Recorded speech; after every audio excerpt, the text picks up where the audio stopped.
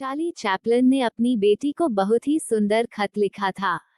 यह खत सभी को सुनना चाहिए। चार्ली ने अपनी नृत्यांगना बेटी को एक मशहूर खत लिखा। कहा, मैं सत्ता के खिलाफ विदूषक रहा, तुम भी गरीबी जानो, मुफलिसी का कारण ढूंढो, इंसान बनो, इंसानों को समझो, जीवन में इंसानियत के लिए कुछ कर जाओ। खिलौने बनना मुझे पसंद नहीं बेटी, मैं सबको हंसा कर रोया हूँ, तुम बस हंसते रहना। बूढ़े पिता ने प्रिय बेटी को और भी बहुत कुछ ऐसा लिखा। मेरी प्यारी बेटी, रात का समय है, क्रिसमस की रात। मेरे इस छोटे से घर की सभी निहत्थी लड़ाइयाँ सो चुकी हैं। तुम्हारे भाई बहन भी नींद की गोद में हैं। तुम्हारी माँ भी सो चुकी है। मैं अध जगा हूँ, कमरे में धीमी सी रोशनी है।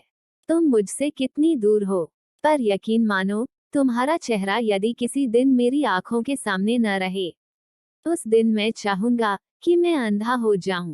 तुम्हारी फोटो वहां उस मेज पर है, और यहाँ मेरे दिल में भी, पर तुम कहाँ हो? वहां सपने जैसे भव्य शहर पेरिस में, शैम्प्स एलीजे के शानदार मंच पर नृत्य कर रही हो। इस रात के सन्नाटे में मैं तुम्हारे कदमों की आहट सुन सकता हूँ।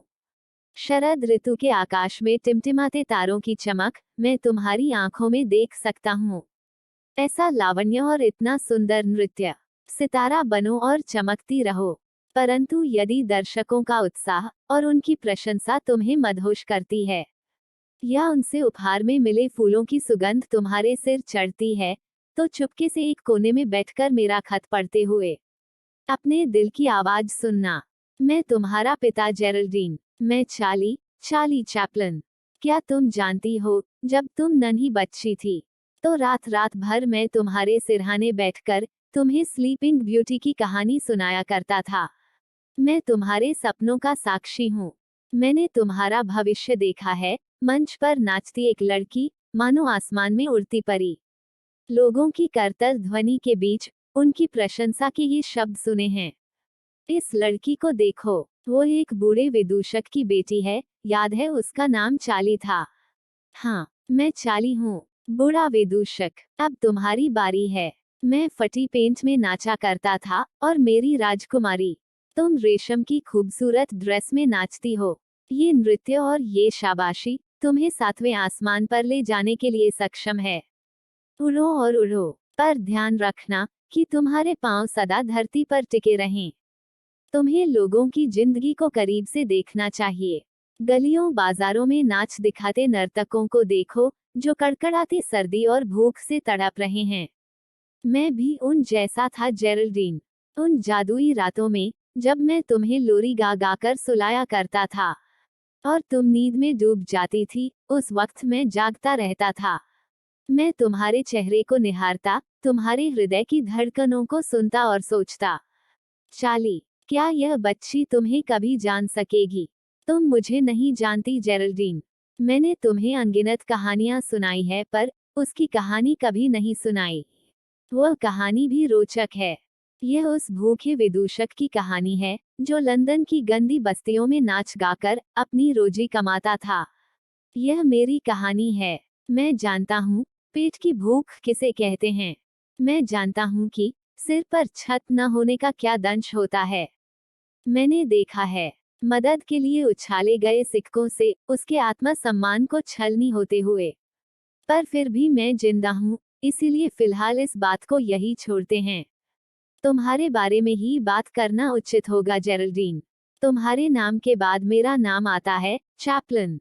इस नाम के साथ मैंने 40 वर्षों से भी अधिक समय तक लोगों का मनोरंजन किया, पर हंसने से अधिक मैं रोया हूँ। जिस दुनिया में तुम रहती हो, वहाँ नाच गाने के अतिरिक्त कुछ नहीं है। आधी रात के बाद, जब तुम थिएटर से बाहर आओगी, तो तुम अपने समृद्ध और संपन्न चाहने वालों को तो भूल सकती हो, पर जिस टैक्सी में बैठकर तुम अपने घर तक आओ, उस टैक्सी ड्राइवर से यह पूछना मत भूलना कि उसकी पत्नी कैसी है। यदि वो उम्मीद से है, तो क्या अजन्मे बच्चे के नन्हे कपड़ों के लिए उसके पास पैसे हैं? उसकी जेब में कुछ पैसे डालना न भूलना। मैंने तुम्हारे खर्च के लिए पैसे बैंक में जमा करवा दिए हैं, सोच समझकर खर्च करना। कभी कभार बसों में जाना, सबवे से गुजारना, कभी पैदल चलकर शहर में घूमना, लोगों को ध्यान से देखना, विधवाओं और अनाथों को दया दृष्टि से देखना, कम से कम दिन में एक बार खुद से यह अवश्य कहना कि मैं भी उन जैसी हूँ। हाँ, तुम उनमें से ही एक हो बेटी। कला किसी कलाकार को पंख देने से पहले उसके पांवों को लहूलुहान जरूर करती है।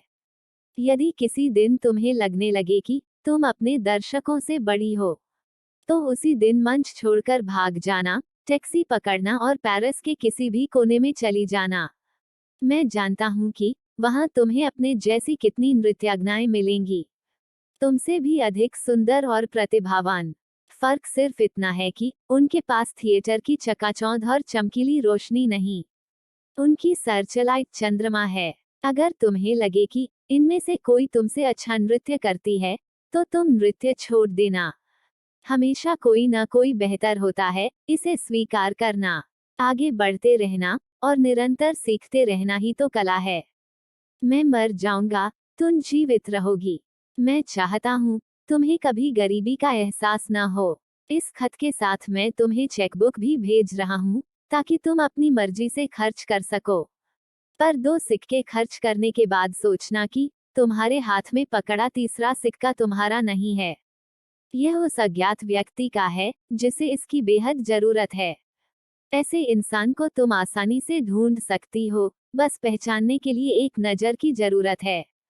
मैं पैसे की इसलिए बात कर रहा हूँ क्योंकि मैं इस राक्षस की ताकत को जानता हूँ। हो सकता है किसी रोज कोई राजकुमार तुम्हारा दीवाना हो जाए। अपने खूबसूरत दिल का सौदा सिर्फ बाहरी चमक दमक पर न कर बैठना। याद रखना कि सबसे बड़ा हीरा तो सूरज है, जो सबके लिए चमकता है। हाँ, जब ऐसा समय आए कि तुम किसी से प्यार करने लगो, तो उसे अपने पूरे दिल से प्यार करना। मैंने तुम्हारी माँ को इस विषय में तुम्हें लिखने को कहा था। वह प्यार के संबंध में मुझसे अधिक जानती है। मैं जानता हूँ कि तुम्हारा काम कठिन है, तुम्हारा बदन रेशमी कपड़ों से ढका है, पर कला खुलने के बाद ही सामने आती है। मैं बुरा हो गया हूँ। हो सकता है मेरे शब्द तुम्हें हास्यास्पद जान पड़ें, पर मेरे विचार में तुम्हारे अनावृत शरीर का अधिकारी वही हो सकता है, जो तुम्हारी अनावृत आत्मा की सच्चाई का सम्मान करने का सामर्थ्य रखता हो। मैं ये भी जानता हूँ कि एक पिता और उसकी संतान के बीच सदैव अंतहीन तनाव बना रहता है। पर विश्वास करना, मुझे अत्यधिक आज्ञाकारी बच्चे पसंद नहीं। मैं सचमुच चाहता हूँ कि इस क्रिसमस की रात कोई करिश्मा हो, ताकि जो मैं कहना चाहता हूँ वह सब तुम अच्छी तरह समझ जाओ। चार्ली अब बूढ़ा हो चुका है जेरल्डीन। देर सबेर मातम के काले कपड़ों में तुम्हें मेरी कब्र पर आना ही पड़ेगा। मैं तुम्हें विचलित नहीं करना चाहता, पर समय समय पर खुद को आईने में देखना, उसमें तुम्हें मेरा ही अक्स नजर आएगा। तुम्हारी धमनियों में मेरा रक्त प्रवाहित है। जब मेरी धमनियों में बहने वाला रक्त जम जाएगा, तब तुम्हारी धमनियों में बहने वाला रक्त तुम्हें मेरी याद कराएगा। याद रखना, तुम्हारा पिता कोई फरिश्ता नहीं, कोई जीनियस नहीं।